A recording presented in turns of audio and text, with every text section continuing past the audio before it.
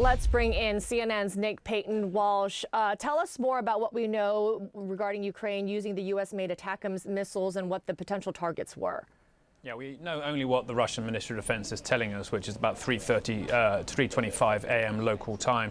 6 missiles, they say, were fired at a military facility in Bryansk. That's another region on the border area, not far away from Kursk, which currently has a significant Ukrainian military presence inside of it. Now, the Russians claim that they took out 5 of those 6. We've heard that in the past, that they have claimed to significantly prevented Ukrainian air assaults. But the significance here, of course, is that nobody appears to be wasting any time in getting this permission from the Biden administration into the battlefield, possibly because it is possible that when President Donald Trump takes office in January the 20th, he may reverse the frankly unexpected but long in the mind of Ukraine overdue decision by President Joe Biden at the weekend. It's extraordinary because of the pace here. I'm not sure it's necessarily unexpected to some degree, because we have known that Ukraine have been in possession of ATACMS missiles like this to hit targets inside of occupied areas of Ukraine.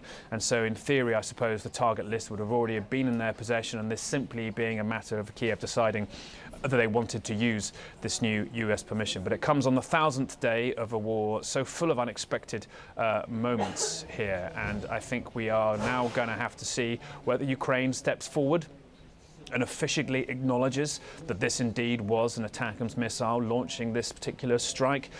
Just in the last 48 hours, President Volodymyr Zelensky has sort of hedged that, generally saying, look, we're not going to necessarily announce this. Missiles will speak for themselves. Well, certainly that news has indeed emerged. What could Russia's response be? They have been unclear at this particular point, previously warning that if these missiles were fired by Ukraine, supplied as they are by the United States, that would essentially be NATO, the US and Europe joining the war, becoming a party to the conflict. Putin has not reiterated that himself since this, but indeed his foreign ministry made similar noises. So it's a key moment here, certainly, and it's one important to phrase it here, Amara. We're seeing the Trump presidency loom, the likelihood of negotiations there, European allies maneuvering, showing the fact they're not on the same page, frankly, as Olaf Scholz, the lame duck chancellor of Germany, made a call to the Kremlin head on Friday. That notion of diplomacy is clear and coming down the track.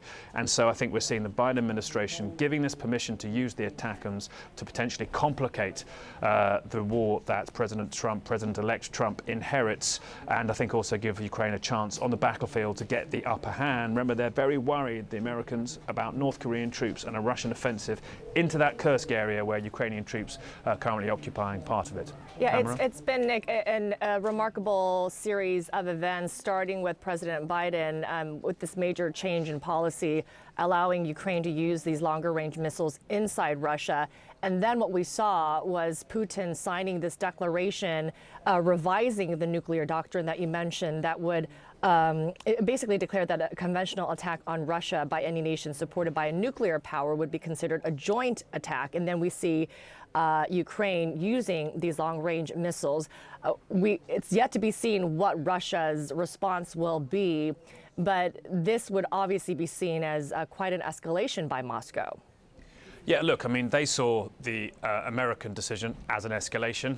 The Americans saw the decision by Russia to station North Korean troops on the front lines as an escalation by Russia. And so we have that ladder, people continually climbing. I'm not sure really what Vladimir Putin's statement today in his amendment of the nuclear doctrine, outside of the scariness of the words amendment of the nuclear doctrine, actually necessarily does. It essentially says that conventional attacks by multiple parties against Russia could potentially lead to responses by Russia towards those parties. It's nuanced, highly nuanced, but it's part of a pattern that we've seen where Moscow feels potentially under threat, or feels it has to make a sort of bombastic statement that it reaches for the phrase to remind people that it is indeed a nuclear power.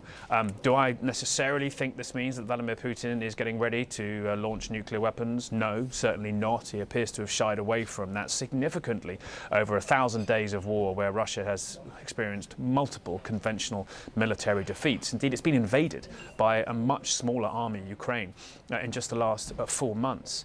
But I do think it's a bid by them to try and please a domestic audience who might be wondering exactly what juice Russia has left at this particular moment. And I think it is his way of suggesting that this is perhaps Moscow's response. Do they necessarily have the military might to take on NATO in full? Well, almost certainly not. They're struggling to defeat Ukraine. Do they necessarily have the desire geopolitically to inflame this conflict? Remember, China is a key ally in here and probably doesn't want to see that happen ahead of a Trump presidency. So I think if we do see, outside of this statement by the Kremlin head Vladimir Putin, any further responses from Russia, you might end up looking at sabotage. There have been many accusations that Russia's been behind exploding packages and courier depots. Indeed, we have reports from Lithuania and Germany that undersea internet cables towards Scandinavia have been damaged in the last 48 to 72 hours. That's, I think, where we'll potentially see this exacerbate. But look, be in no doubt here at all. We're into a very different part of the war here. American-made and supplied weapons are being fired into Russian territory. That's a place that we frankly never imagined we'd get to 1,000 days ago. Joining us right now to talk much more about this and all the headlines really coming in this morning is global affairs analyst Kim Dozier. And Kim, I want to focus in on what we've really learned about coming from the White House giving the green light to Ukraine to use ATACMS and missiles to go farther into Russia, firing into Russia. We just learned this morning that Russian state media confirms Ukraine did fire long-range missiles provided by the United States into Russia for the first time. Really, it seems Ukraine wasting no time after getting that green light. What's your sense of what impact this has on this war? Well, this feels like the Biden administration's attempt to checkmate both Putin and Trump on the way out. In terms of Putin, Putin has just signed this updated policy for use of nuclear weapons, saying essentially that if any nuclear armed power enables another power to attack Russia, read if the U.S. allows Ukraine to attack in Russia proper, then we could possibly use nuclear weapons. But with this few weeks to go to an incoming Trump administration, why would Putin do that and jeopardize security writ large and basically waste his ammunition right now by using nuclear weapons? So that's checkmated. And on the Trump side of things, yes, Trump could turn around this policy on January 20th and pull back the permissions and say, Ukraine, you can no longer use these long-range weapons inside Russia. But in the interim, what are countries like Britain and France going to do? They weren't giving permission for the use of their long-range weapons until the U.S. did. So they could now say, hey, you can use our Storm Shadow systems to help. And all of these weapons being enabled at once could help Kyiv retain Kursk through the Trump administration taking office. And then they've got Kursk as a bargaining chip to trade off for parts of the Donbass or maybe even parts of Crimea when they sit down with this inevitable negotiation that Trump says he's going to organize between Moscow and Kyiv. It is so interesting because, and also add into this, Kim, one of the reasons long offered for why the White House did not give this approval sooner, though we know Zelensky's been asking for this for quite some time, is the risk of pushing this war to escalate further. This morning, as you mentioned, we heard that now Putin has put out this new nuclear doctrine, which could point to escalation. But what do you see in this? Do you see this as the White House very clearly just trying to do, as you point out, kind of checkmate both of them, box both of Trump and Putin in as they're heading out the door? Or do they just don't think the risk is as risky of escalation anymore?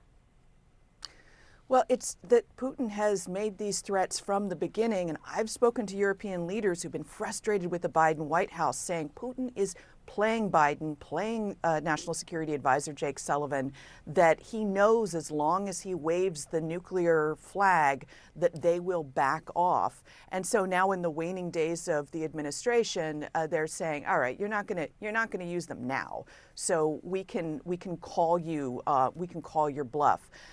But the fact of the matter is,